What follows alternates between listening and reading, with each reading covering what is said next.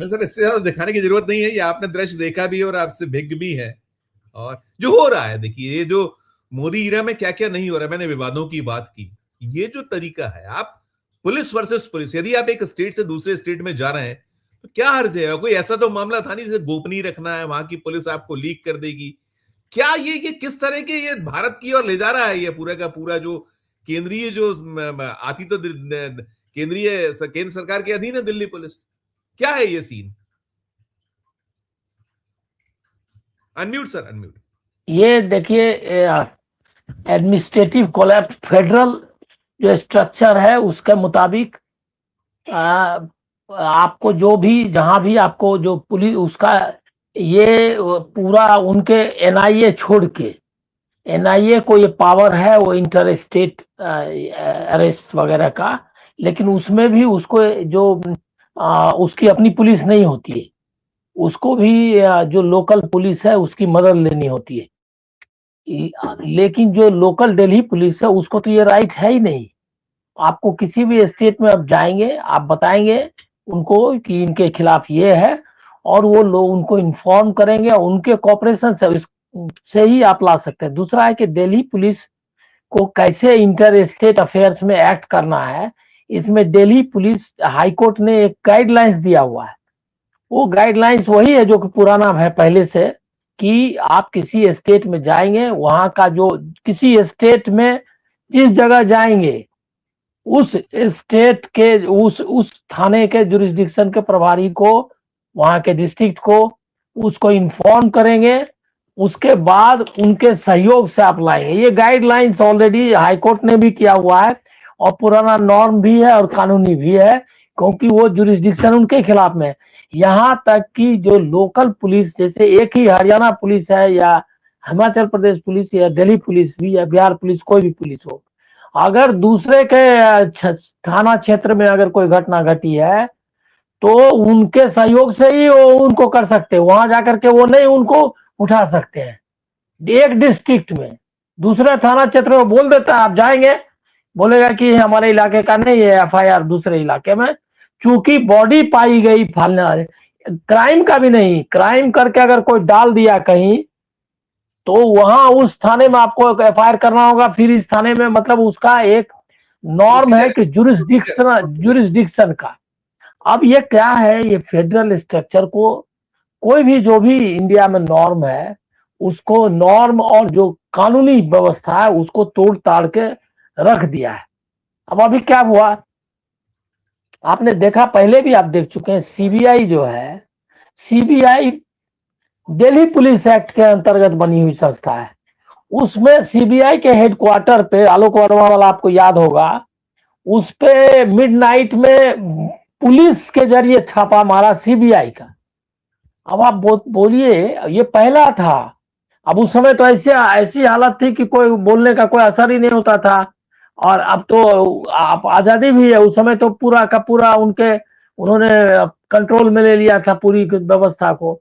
अब वहां पे सीबीआई के जो हेड है, मतलब जो बॉस है, उसको उसके ऑफिस पे छापा मारा ये, और उसके घर की तलाशी ली, बाद में घर पर भी उसको एक तरह से हाउस अरेस्ट टाइप से किया।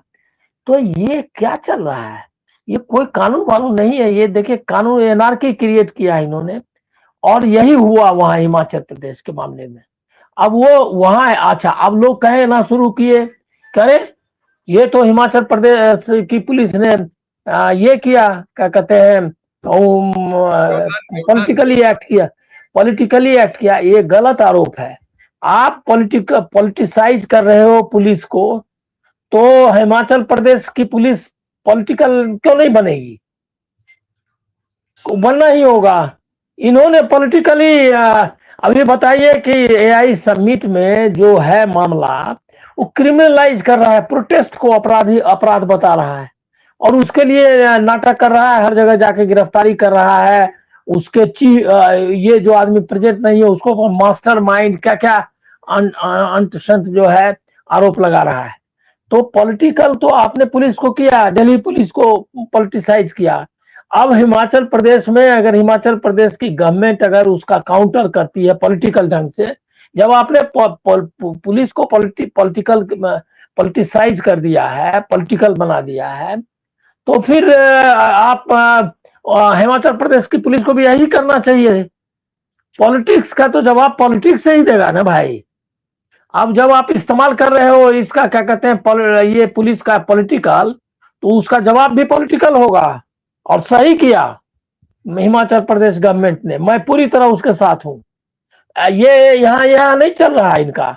अब अभी जैसे ईडी वाला बंगाल में जैसे ममता बनर्जी का मामला है, वो उस वहां उसके ये पे छापा मार दिया और जा करके ये किया, वो अपना आ गई अपना ले करके। तो आप और बंगाल पुलिस को एक्ट, अगर उसने बंगाल के गवर्नमेंट ने अगर इनके खिलाफ एक्ट किया तो क्या गलती की? क्योंकि आप ने कानून तोड़ा। वो उनका जुरिस्डिक्शन है, वहां की ईडी के काम में दखल नहीं दे सकती हो वहां की सरकार। लेकिन जो प्रोसीजर है वो सब तो आपको करना पड़ेगा, तो वो उन्होंने नहीं किया। तो ये जो है, ये आपको देखिए ये एनार्की क्यों फैला रहे हैं? ये फैला रहे हैं कि यही पॉलिटिक्स है इनकी, सारी संस्थाओं को खत्म कर देना। और मैं मानता हूं कि इसका सबसे बड़ा सिंबल ये है कि आपके ये में जो है सेंगोल जो है वो छड़ी जो है वो वहां जाकर के संविधान के विपरीत वहां जाके टांग दिया है। और ये जो है ये पहला असॉल्ट और अंतिम मतलब सबसे बड़ा असॉल्ट है संविधान पर कि ये एक जो है चोल राजवंश का दंड जो है वो वहां जाकर के, बताइए, न चोल का न कोई राज का आजादी हमने ली, अंग्रेजों से छीन करके यूनियन जैक उतारा, बकायदा अपना संविधान बनाया। वर्ल्ड में पहला कंट्री है जिसने कहा कि ये संविधान हम अपने आप को लेते हैं, किसी ने दिया नहीं है। कहा कि we the people of India, वो पहला अवार्ड है, वो हम एडॉप्ट संविधान लिया है। तो हमने संविधान बनाया, हमने संविधान लिया। यहाँ राजदंड कहां से आ गया? तो ये जो भी संविधान है उसको तहस नहस करना चाहते हैं। दिल्ली पुलिस को तो ये करके रखा हुआ है, मतलब दिल्ली पुलिस क्या, पूरे जितने ऑर्गेन्स हैं, चाहे बीएसएफ है, सीआरपीएफ है, जो भी सब संस्थाओं को खत्म कर दिया है। और उसी के क्रम में ये आपको कन्फ्रंटेशन, और ये कन्फ्रंटेशन दिखेगा। अब अभी यहाँ का राज्यपाल है, और राज्यपाल जाकर के वो आनंद मोहन बोस वहां जाकर के कानून बगाड़ रहा है, वो बकायदा सुनवाई करता है। उसके बाद ये ऐसे ही धनखड़ ने किया था, पुलिस से मिल रहा है, बुला रहा है ऑफिसर, हमको रिपोर्ट करो। अरे तुमको रिपोर्ट नहीं करना है, तुमको रिपोर्ट करने का काम कैबिनेट का है। और कैबिनेट जो है वो विधानसभा में जो जिसको बहुमत है वो कैबिनेट होगा, और वो वहां जाकर के उनको बताएगा, और वो जो सलाह देगा उसके हिसाब से तू बोलेगा। और वहां इन्होंने ये जो फेडरल स्ट्रक्चर है और जो अपने यहाँ का जो कानून व्यवस्था, संविधान में जो क्या कहते हैं सेपरेशन ऑफ पावर्स है कि एग्जीक्यूटिव को क्या करना है, जुडिशियरी को क्या करना है, विधायिका को क्या करना है, और उसका कंट्रोल कैसे करना है, वो बकायदा डिफाइंड तरीका बना हुआ है। कुछ नॉर्म्स में है, कुछ कानून में है। तो वो सबको तहस नहस कर देना है। इसको काउंटर किया हिमाचल प्रदेश ने, ये काउंटर सब करेगा। अब अभी वहां भी चल रहा है। अब ये जो वहां चल रहा है एसआईआर का, जो एसआईआर का मामला, वो क्या है? वो वहां जबरदस्ती और वहां के ये को कर रहा है। चूंकि सुप्रीम कोर्ट जो है और जो अदालतें हैं वो अपना काम नहीं कर रही हैं, इसकी वजह से ये प्रॉब्लम है। नहीं तो 1 घंटे में ये मामला निपट जाएगा। वो तुरंत आदेश करेगा, जो कि ऑलरेडी है। High court, Delhi high court ने बकायदा दिया हुआ है गाइडलाइंस कि हाउ टू एक्ट पुलिस के लिए। अरे सर, मैं 2 चीजें, एक तो जैसे ये भी कहा, अरुण जी ने भी उसको कहीं कोट किया है, उस मामले को उठाया है कि जो इजराइल में हुआ कि वो नेता विपक्ष, या वो उन्होंने कहा था अपने इकबाल जी ने कि वो चले गए थे वहां, बायकॉट, मतलब उन्होंने बहिर्गमन कर दिया। अगर ये हमारे देश में हो जाता फिर क्या होता, फिर कितना बवाल होता। एक चीज। दूसरा, ये जो एनसीईआरटी वाला मसला है, मामला है, जो 8वीं किताब में जो न्यायपालिका में भ्रष्टाचार पड़ा, हमने कल इस पे चर्चा की थी, लेकिन अब और उसमें बैन कर दिया है, किताबें वापस लेने के आदेश हो गए हैं और बड़ा सख्त है इस समय सुप्रीम कोर्ट। ये जो मामला मसला है, और ये निकला है अभी सोर्सेज से खबर मैं कहीं देख रहा था, सूत्र कह रहे हैं कि मोदी जी ने इस पर बड़ी आपत्ति की थी, पूछा था मोदी जी ने कि ये कौन है क्या है, और इसके बाद पुस्तक चली गई। कैसा है ये, किस तरीके का, मतलब इसके पीछे क्या देखें, इसको कैसे डिकोड कीजिएगा? आपसे लेकर मैं सुधांशु जी तक और अरुण जी तक इसी के सवाल को लेकर जाऊंगा, दोनों सवालों को। पहले आप।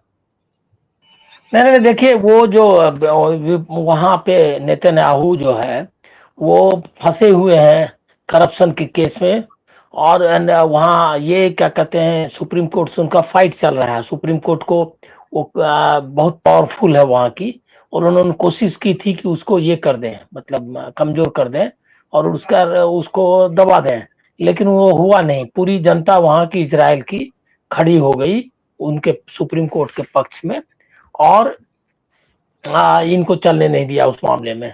तो उन्होंने ये युद्ध किया। और हमास के बारे में भी कहा जाता है कि हमास में बहुत सारा एलिमेंट्स जो है उनका है। वो हमास को खड़ा करने में इजरायली डिफेंस फोर्सेस का बहुत रोल है। तो वो सब सारा कुछ उसमें तो ये थ्योरी भी है कि ये जो अटैक हुआ हमास की तरफ से, वो भी जो है उनके ही लोगों ने उनको प्रोवोक करके करवा लिया।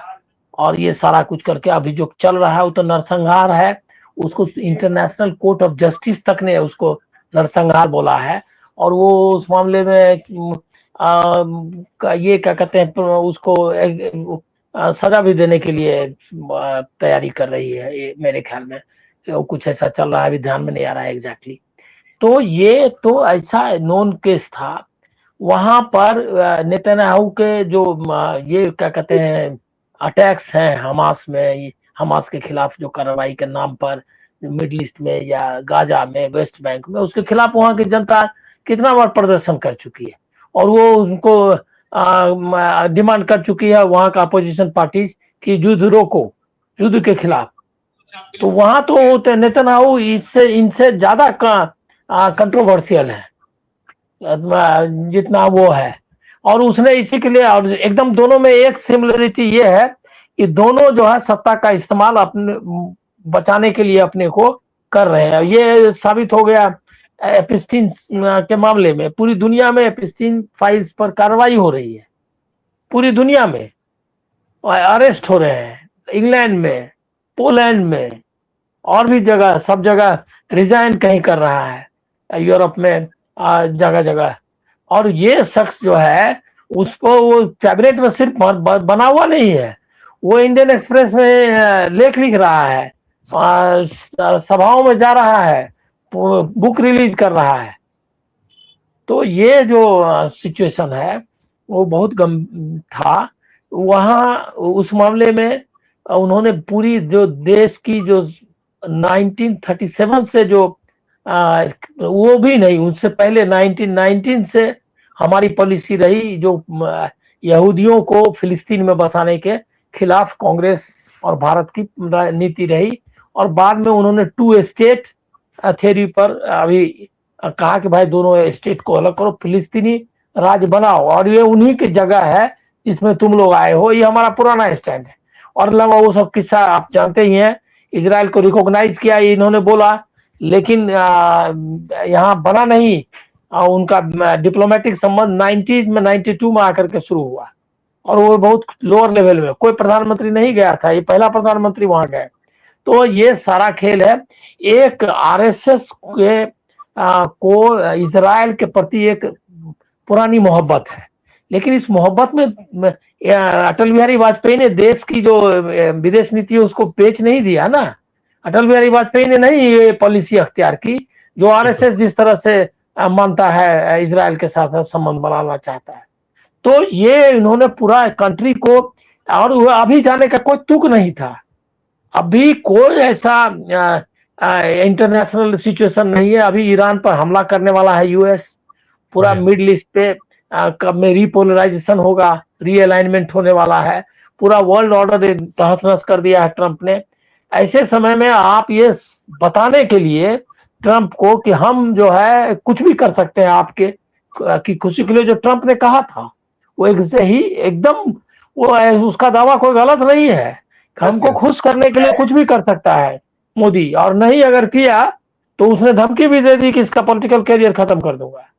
तो वो वही कर रहे हैं। वो पूरा इज्जत जो देश की एक नरसंहार का दोषी अपराधी के साथ गले मिलना, एक इजराइल जो कि पूरी दुनिया में अभी एक टेररिस्ट स्टेट है, वो जी हर जगह जो है उसका उसके साथ खड़े होना, और वहां जाकर के बोलना कि भारत और उनकी आइडियोलॉजी एक है, और हम अतीत से लेकर के अब तक कौन सा ऐसा यहूदी धर्म और हिंदू धर्म के बीच में कौन ऐसा संपर्क और ये रहा। वही हिंदुस्तान में आए यहूदी कुछ नहीं, हिंदुस्तान में तो यहूदी क्या दुनिया का कोई भी सेक्ट जो है, कोई भी, मतलब मैं आपको बोल रहा हूँ इवन जो ग्रीक्स है वो भी इंडिया में आकर के रहे, और उसका यहूदी कौन ऐसा दुनिया का, इथोपिया का, अबिसिनिया का, सब लोग अफ्रीका, पूरी दुनिया के लोग यहाँ आते रहे। तो इसमें ये थोड़ा ही कोई हमारा ये है जिससे संबंध हुआ है, वो इस्लाम सबसे ज्यादा और क्रिश्चियनिटी से हमारा हुआ है, पारसी है, इन लोगों से हमारा जो रिलीजियस रिलेशनशिप है। यहूदी धर्म का कोई प्रभाव नहीं हिंदुस्तान में है, इन झूठ झाट जो है बोलने के लिए तो स्वतंत्र है। तो एक तो ये हुआ। दूसरा है कि एनसीईआरटी वाला जो मामला आप बता रहे थे, एनसीईआरटी के मामले में ऐसा है कि एनसीईआरटी में ये अब सुप्रीम कोर्ट को आत्ममंथन की जरूरत है। आत्ममंथन की जरूरत है कि उनके ही शह पे ये यहां तक पहुंच गया कि उसने सुप्रीम कोर्ट मतलब अदालतों को भी बता दिया कि करप्शन का मामला है।